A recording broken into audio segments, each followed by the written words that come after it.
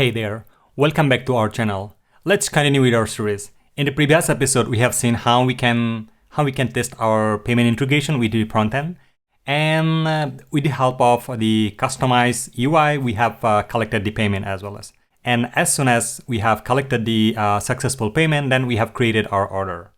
So this episode, we are going to deploy our backend application. So front-end application, we are not going to deploy because that is not a part of this course. But absolutely, maybe in our microservice series, we are going to deploy our front-end as well as, because there are a few things we will deploy in our Kubernetes cluster. But in this case, this application we are going to deploy on AWS, and maybe we are going to use some kind of container or maybe EC2 instance or maybe similar something like that. Right, that is what we are going to do today. So let's try to do one thing first. First of all, we don't have any database in the remote, right? So far, if we are going to spin our application is talking to our local database only, right? So in this case, what we need to do, first of all, go to our AWS console. And if you don't have any access of the AWS, then definitely you need to sign up to AWS. This is absolutely free. Now let's go to the AWS console. So you can see here, if you don't have any AWS account, then you can just go and create one account right there. And for signing up, you need to follow the process, whatever AWS is providing right there. And once you sign up successfully, then you will get this kind of console right there. All right, so once you're logged into your AWS account, it will look like this. And time to time, AWS is changing their UI, look and feel. But nothing to worry, all of the application, you can find it from here by clicking this all application menu.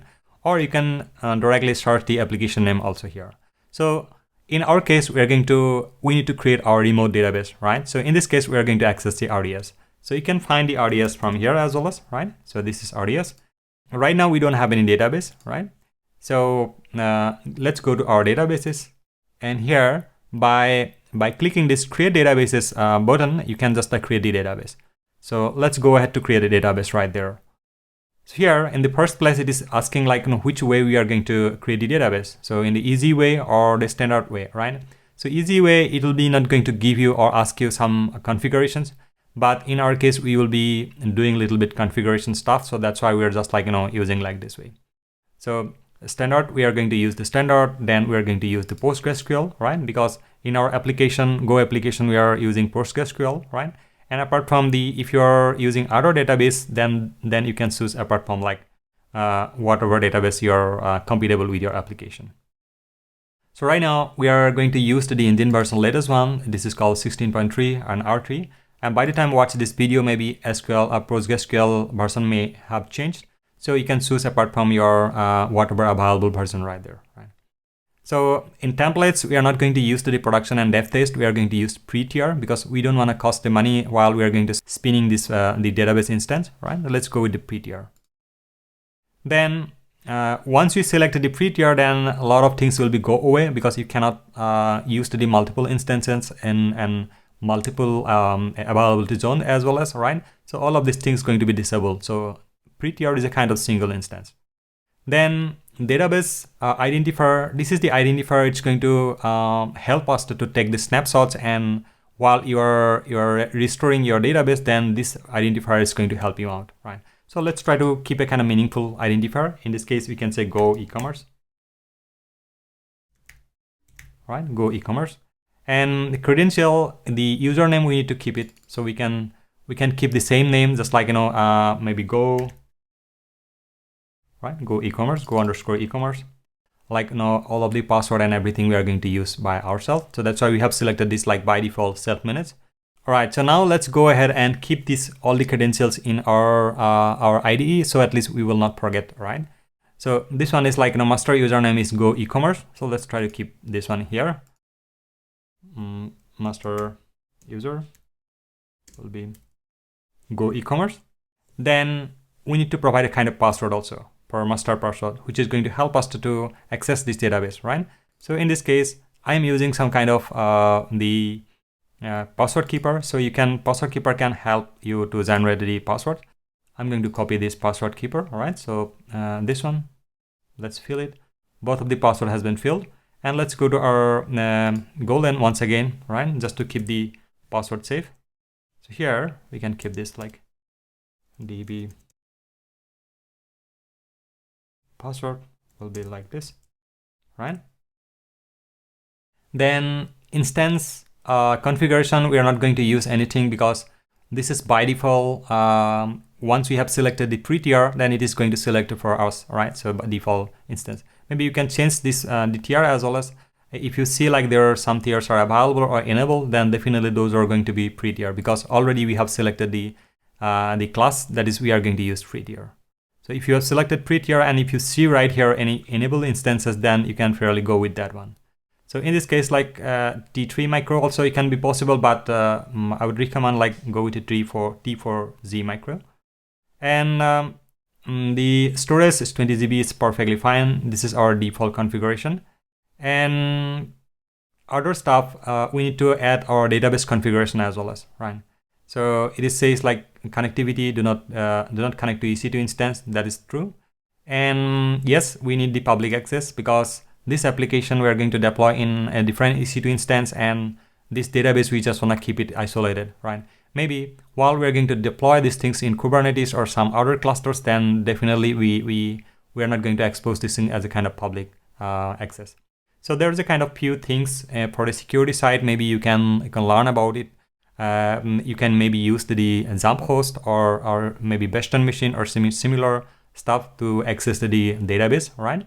So those are some of the advanced concepts, and maybe you can browse this kind of similar course in our online platform, the Code with Jay. Already we have one course right there for all about the AWS accessibility and all the AWS knowledge for the backend developers.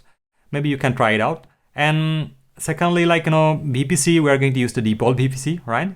And additional configuration, let's click on the additional configurations. Here you can see this is our port number. You can change the port number if it is required. And the password authentication, this is perfectly fine. We are going to use our access our database using the database password. And monitoring is not required because we are not going to use the monitoring. And if you are going to use the monitoring right after 7 days, it will going to charge you. If your the instance is running after 7 days, maybe if it is using the monitoring, then AWS is going to start charge you, right? Then additional configuration where we are going to use some kind of initial database, right? So in our case, we can say go e-commerce, right? This is the same same identifier, same database name. We just like kept it just like user, right? Just for not to make it too much confusion, right? So let's say DB. Okay. DB user. Or yeah, DB. All right. This is not DB and DB user. DB name. Go e-commerce. All right. For backup, you can enable it. All right. By default, you can enable it. This backup will take every day, right? Or you can keep the interval because this is the safest way where if anything's going to happen to your application or getting crashed or something, at least still you will be having 1 day backup of your latest database changes, right? So rest of all, we can just keep it like this, right? But one thing we need to make the change. Let's go above here. And while we are selecting the VPC, all right, there is a kind of security group we need to configure, right? So let's check it out where the security groups are available. Yeah, VPC security group. Can you see like it is choosing the default? So default security group is available for VPC. If you're selecting the default VPC that is available with your that is coming with your AWS account, but that particular security group is not going to allow the connection for your or maybe connecting with your database, right? So the security is a kind of different concern. That is again I'm saying. Maybe you can just visit our AWS course in our online platform to get to know how security is working. But as of now, let's go ahead to check it out. Like, maybe we are going to create one security group quickly. So in short, like I can give you a little bit info how security group is working. Security group is a kind of firewall. The way your computer is like, maybe you have some antivirus installed in your computer, and the antivirus is like, not letting you to get in some sort of like, maybe some file access or something, or you can say in similar, just like in a firewall setting in our operating system. This is the similar way the security group is working. So security group is, it's a kind of rule that is allowing certain connections to come up to your computer, or some connection is going out from your computer, something like that, right? So similar like that. So let's go ahead and create a security group. In our case, we are going to create one security, just like GoDB SZ, right? So it's going to say like, allow PZ connections for Go application. All right, so VPC, we are going to use the default one. So here's the thing, like, we have two rules. One is the inbound and another one is the outbound. What is inbound? So inbound, definitely it's like, you can say self-explanatory. The traffic that is coming to your machine is inbound, and traffic that it's going out from your machine is called outbound, right? So in is like, coming to your machine, and out is going out from your machine. So definitely our database instance is needed to internet connection as well as, all right? So it can be our database instance can maybe download the PostgreSQL engine updates or some patches, etc. So that's why we are just giving the access to everything, right? And all the traffic, it is going outside, and inside only one connection we are going to allow. The first thing is like, TCP. This is going to be definitely TCP connection, and maybe here it is available, I think. Yeah, PostgreSQL. And if you select the PostgreSQL, you can see like, it is giving the port range is 5432. And if you're using a different port number in your PostgreSQL, as an example, here you have the configuration, this port number. If you are going to change this port number, so make sure your inbound rule also comply with that particular port number. So in that case, maybe you can use the custom TCP, and maybe let's say 5428, let's say in this case 28, then you can utilize accordingly. But in our case, we are not going to use, or we are not going to change this TCP. We are going to keep the this port number as a kind of default. Let's go with this PostgreSQL. So right now 5432, and we can allow this database connections to access from certain IP address, right? So if you know this IP address of any kind of like deployment where you are going to deploy, then you can assign it right here. Otherwise, we can just like use the IPv anywhere, all right? IPv4 anywhere. Cool. So now all of the things are done, or maybe you can just keep a description here. This is going to be our TCP connection, right? Then we can just save this one, right? Just create security group. So right now our security group is created, right? So you can say like this security group is only allowing the incoming traffic per 5432 port number only, and outgoing traffic per anything like, it can be reached to anywhere. Now let's go to here in RDS instance once again, and what we are going to do here, instead of this one, right, this default security group, what we can say, we can select the current one, or maybe it is not available for a while. Maybe we can just like, refresh this one. It's going to give us the updated one. Right now it should have to come up with the existing. Yeah, now it is coming. Can you see GoDB SZ, right? So this is what we are looking for. Availability zone, we can just like, assign anything, but in our case, it's not required anything because this is a kind of development server, right? Or development database server. So if you are having production server, then you can select the preferred zone, like what is the nearest zone, you can just keep it right there. Right now, everything is done, right? So let's go ahead and create the database instance right here. So create database. Right. All right. So this is a kind of pop-up. It is saying you like, maybe you can use the Elastic Cache cluster for RDS, but we don't want to use this one. Let's try to close this one here. And you can click here to view credential details, right? So you can just copy all those things correctly. So master, maybe we can just keep this one as well as to make sure whatever we have copied, that is correct. And here, let's try to add this one, right? MasterDB username, this one, MasterDB password is this, right? Let's try to comment it out for a while. Cool. So now our database is going to take a little bit time, right? So because it's going to create the instance first, then it will take the backup, then it will be going to ready, right? Then meanwhile, what we can do, our application, we need to prepare our application for deployment because right now our application is not prepared, right, for deployment. And couple of settings, a couple of configurations we need to change from here. So those configuration we will be going to do it first, right? Let's try to do that until our database will be get ready. Now let's try to prepare our application for deployment. So let's go to our config, right? Go to app config here, and here are a couple of things we are going to change. So first of all, this success and cancel URL is not required, right? So let's try to delete this two, because we have used the customize the payment method, right? So in this case, this success and failure URL doesn't make sense at all, right? And second thing, this is not HTTP port. We can just like keep the HTTP port as well as, or maybe it'll be going to be meaningful if we keep it just like a server port, right? So server port can be anything, like it can be HTTP or it can be RPC as well as. So server port, we are keeping its kind of server port here. And what we are going to do, because we're going to assign all these environments right before running the application. So that means those errors doesn't make sense at all. So let's try to remove all these errors from here, and here this one also, right? So because we will be making sure all the environment has to be in the right place, and this one as well as. So here a couple of things we need to do first. So let's go to our env file. First of all, this is going to be our server port.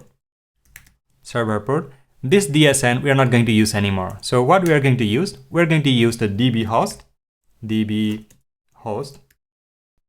localhost. Then DB port will be 5432, all right? 5428, let's say 5428, right? And a DB name will be our online shopping, right? Online shopping. Then DB user will be root, right? So this is what we're deconstructing here. And the DB password will be also root, right? So this one. So right now this section exactly we can remove it, all right? Let's try to remove this one. Right. So we have everything. We have our DB host, DB port name, and DB name, user, and a password. App secret is perfectly fine, and these are the configurations are needed just for sending the SMS, and this is required for our Stripe, and these are we can just like remove from here, right? So now let's try to go to app config once again here, and what we are going to do here, we are removing all these things from there, right? It's not required from there, and it's need to remove. And here, instead of this DSN, because we are not going to patch it this DSN from there, right? So let's try to construct our DSN, right? So in this case, what we're going to do, we will be going to say fmt.sprintf, and here we'll be adding our host, our user, our password, and our database name. So this is what we are going to construct our DSN from there, right?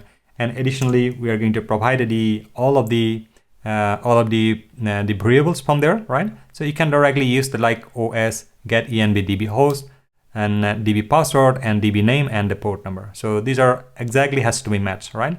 So let's try to maybe make my screen a little bit bigger, right? So you can see this is what exactly matching, right? So host will be our host, this one, right? This first parameter, and second one will be our user. This is our db user. And third one will be our password. This is DB password, and this is DB name here, and last one is DB port, right? So that's all. So let's try to go back again. Keep like this, right? So make sure all of the keywords exactly matching with our env file, like this one, right? Now this is cool. Then second thing we need to take care, like our app secret is there, and all of the things are in place. So right now we can spin our application.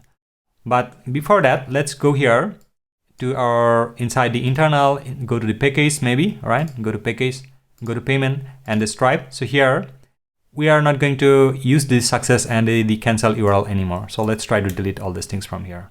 While we are initializing this the new payment client, there also we need to remove this one. So this one we can remove from here, right? Success and the cancel URL, and similarly we are going to remove these things from here. And wherever we are initializing this new payment client, there also we need to change. So let's go to our server. So go to main.go file and go to start server, and here somewhere we are, yeah, this one. So let's try to remove this one as well as. Cool. Now our application is perfect, right? So everything is there, right? So let's try to spin the application. Make server. Now you can see still our application is able to connect with our database, right? Migration was successful and everything is went through. So now what we can do, we can prepare our deployment stuff, right?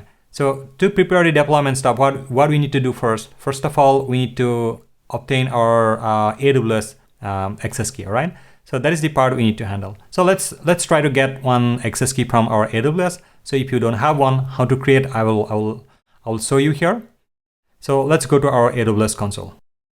All right, so now here in the AWS console, you can see our database is successfully deployed, right? You can see our database instance is ready, right? So it says status is available and it is ready to use, right? So just like, do not close this particular the pop-up, all right? Unless you have copied the credential, otherwise you will lose the credential if you have not copied the one, right? So let's click on the view connection details.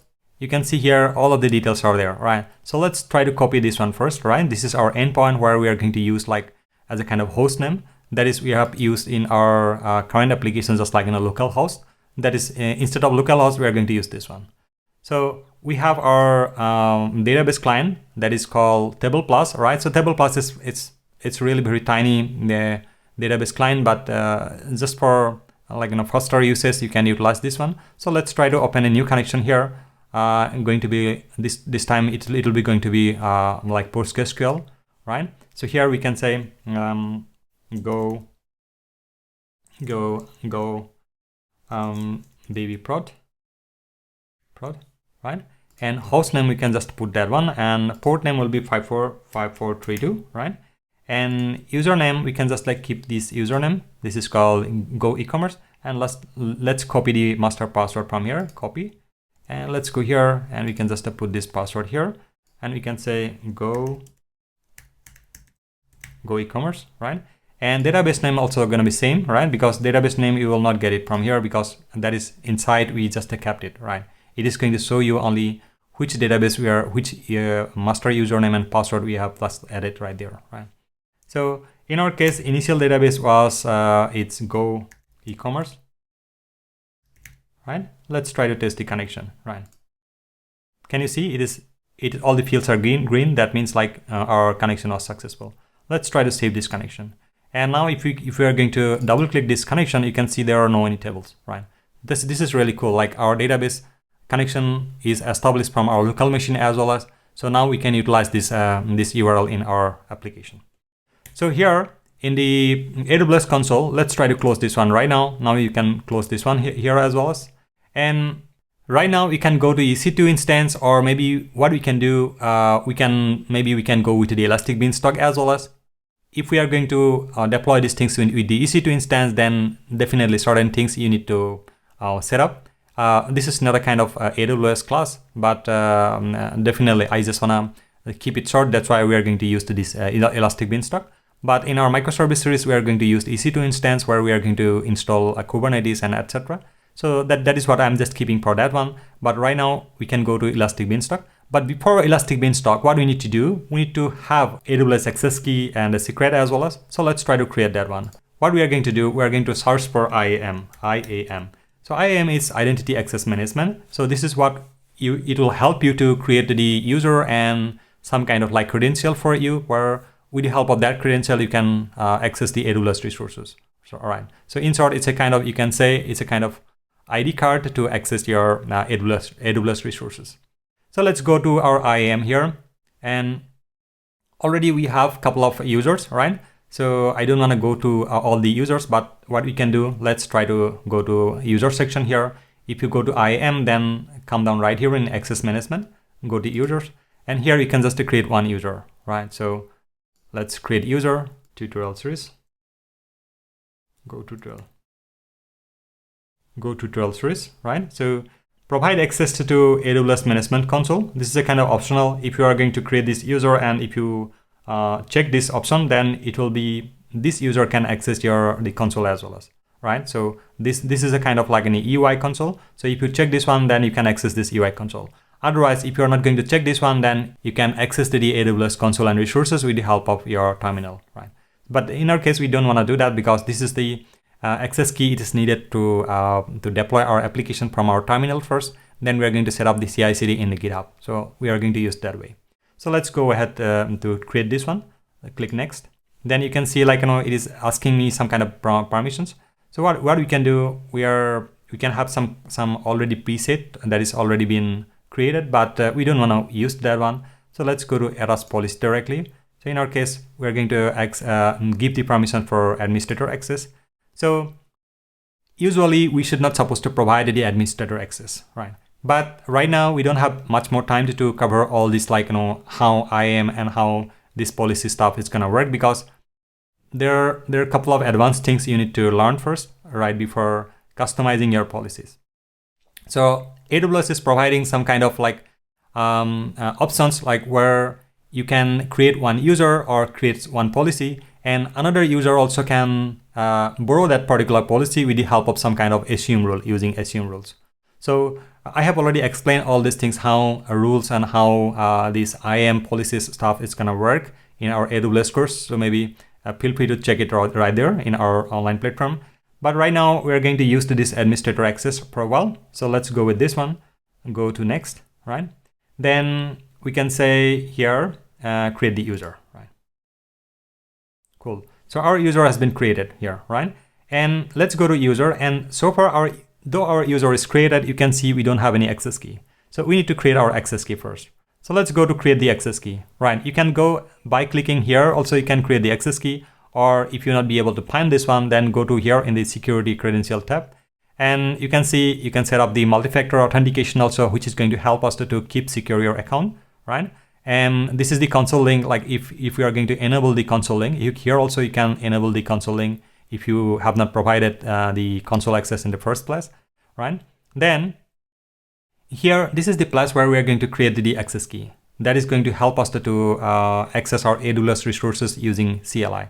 So let's create this one here, right?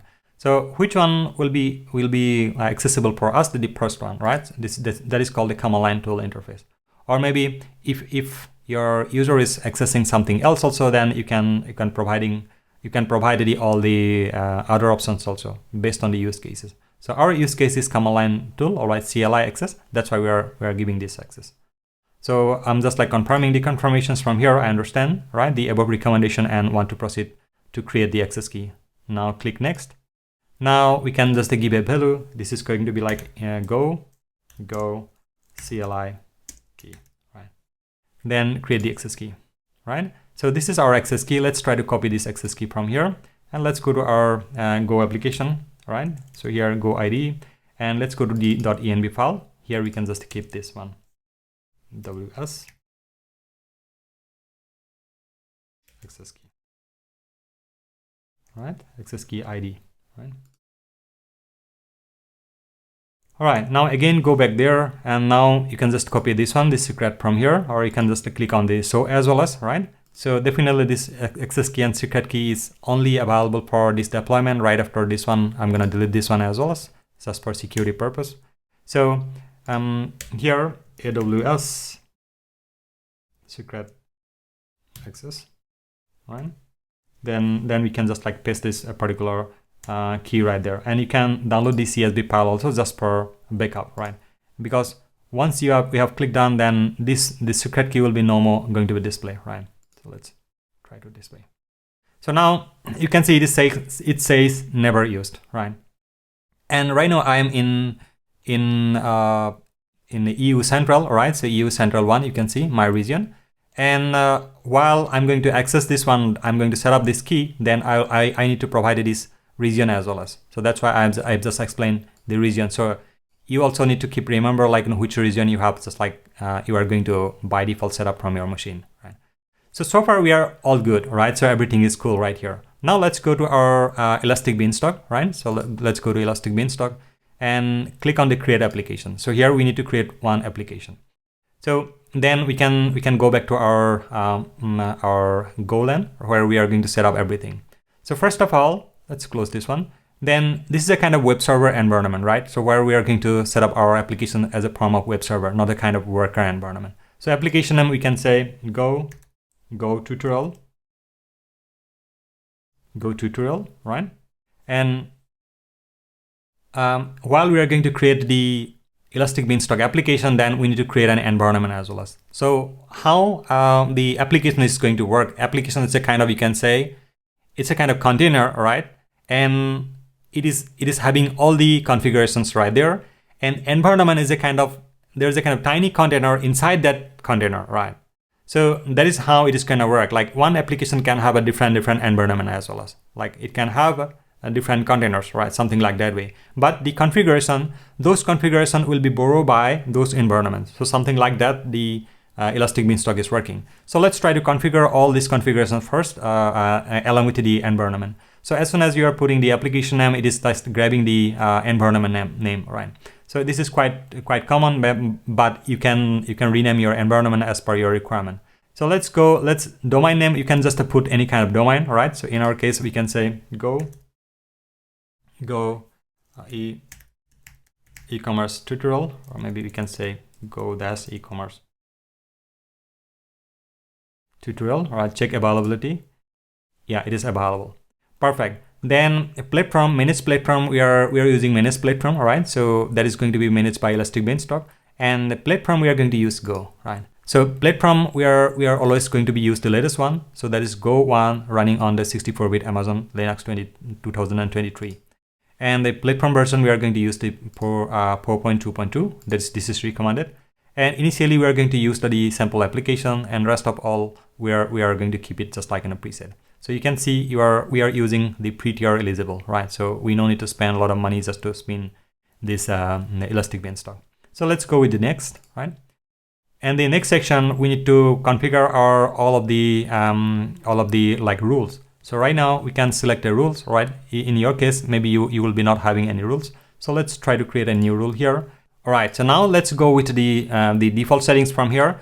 In AWS Elastic Beanstalk, you can say, we can just put a kind of new rule. That's why I'm just putting this AWS Go, because I have already some existing rules. That is, the name may be same. That's why I'm just putting this one.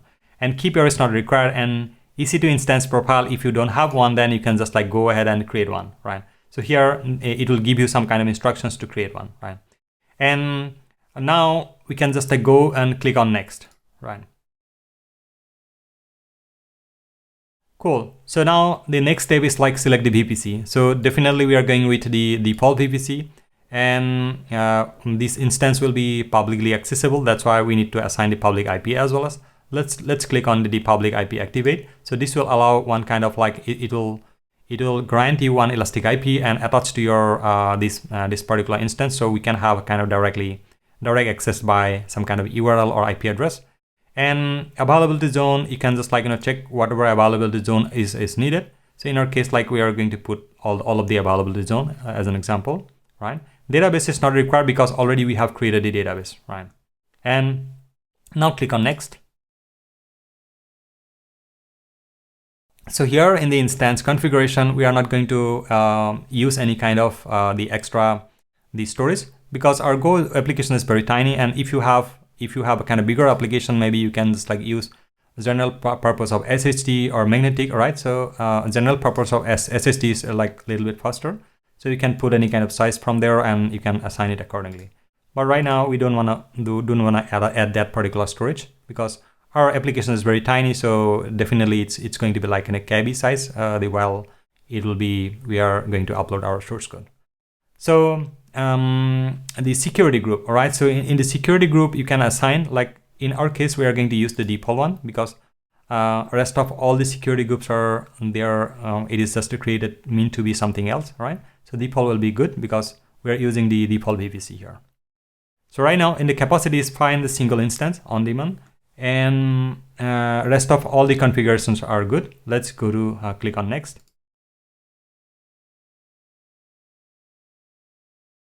So here in the monitoring, we don't want to use any monitoring. As soon as you are using monitoring, then definitely you need to pay for that one, right? So let's try to use the basic, all right? And here, manage platform update, we don't want to update our platform, all right? So let's try to deselect this activated one, right? If you want to use the manage platform, then definitely you can just click on update, activate, and you can select which day you want to update your platform, right? That is you can select from there.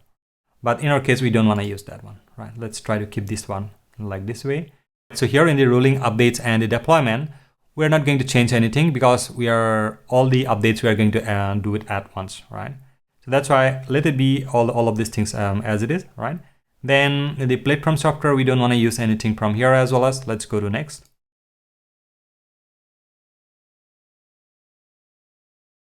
All right, cool. And we are in the final page where we can review all the settings and we can just create our instance. So it looks everything's good because we have just carefully selected everything. Right now, we can just click on submit, right? Cool. So our application is getting set up. So by the time our application will get set up, let's go to our source code once again.